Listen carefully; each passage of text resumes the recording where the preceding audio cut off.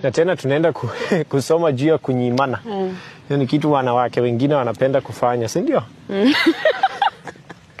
Haya, sasa wamechini fungu wako wa Korintho wa kwanza 7. Wamechini ni mzuri. Wa Korintho wa kwanza ngapi?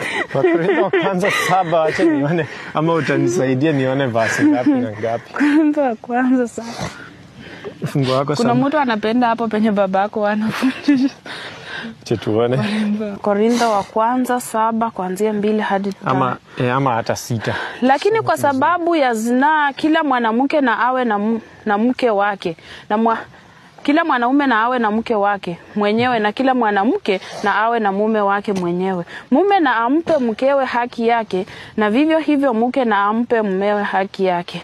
Mke hana amri juu ya mwili wake bali mumewe, vivyo hivyo mume hana amri juu ya mwili wake bali mkewe. Msinyimane isipokuwa mmepatana kwa muda ili mpate faraga na kusali. Mkajiane tena shetani asije akajaribu kwa kutokuwa na kiasi kwenu.